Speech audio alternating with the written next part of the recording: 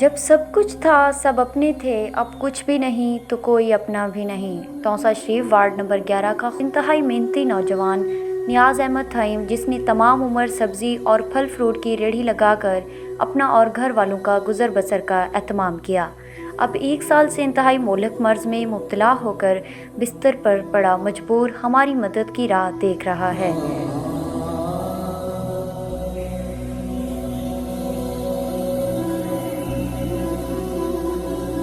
बीमारी और इलाज पर अपना सब कुछ लुटा चुका है।